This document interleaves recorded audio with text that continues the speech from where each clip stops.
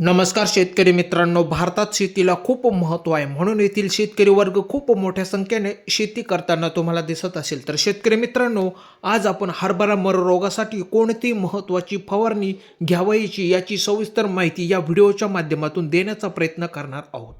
मित्रांनो, असेच शेतीविषयक नवनवीन व्हिडिओ बघण्यासाठी आमच्या शेतकरी मित्र चॅनलला जर सबस्क्राईब केलेले नसेल तर चॅनलला सबस्क्राईब करून आमचा व्हिडिओ आवडला तर लाईक शेअर करा. मित्रांनो, व्हिडिओ स्किप न करता बघावा, आपल्याला सर्व माहिती मिळेल. तर चला जाणून घेऊया. शेतकरी मित्रांनो, सर्वात महत्त्वाचे म्हणजे हरभरा मर रोगाच्या नियंत्रणासाठी पेरणीपूर्वी बीज प्रक्रिया करणे खूप महत्त्वाचे असते. यासाठी तुम्ही टेबिकोनोझॉल 5.4% 4 मिली अधिक ट्रायकोडर्मा 40 ग्रॅम प्रति 10 किलो बियाणे या प्रमाणात प्रक्रिया करू शकता. किंवा प्रोक्लियास 5.60% अधिक टेबिकोनोझॉल 1.4% 0.18 अधिक 0.45 3 मिली प्रति 10 किलो बियाणे या मिश्रणाने बीज प्रक्रिया करून पेरणी करू शकता.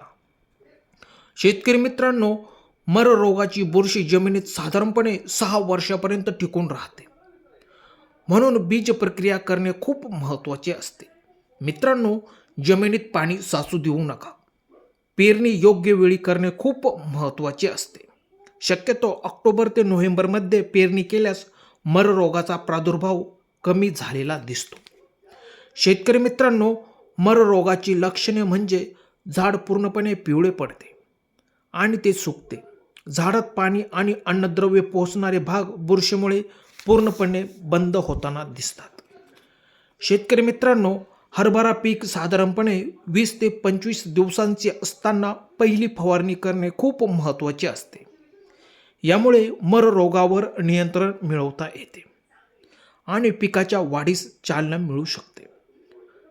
मित्रांनो, हरभरा मर रोगासाठी फवारणी करताना कार्बेंडिझाम 22 किंवा थायोफिनेट मिथाइल रोको यांसारख्या बुरशीनाशकांचा तुम्ही सहज वापर करू शकता. मित्रांनो, यांचे वापरण्याचे प्रमाण कार्बेंडिझाम 50% WP 22 प्रति 10 लिटर पाण्यात 15 ते 20 ग्रॅम मिसळून फवारणी तुम्ही सहज करू शकता. मित्रांनो, त्यानंतर थायोफिनेट मिथाइल 70% WP रोको प्रति 10 लिटर पाण्यात 15 ग्रॅम मिसळून फवारणी करू शकता. मित्रांनो, तुम्ही बघू शकता हरभरा पीक कशा प्रकारे खूप जोमाने आलेले आहे.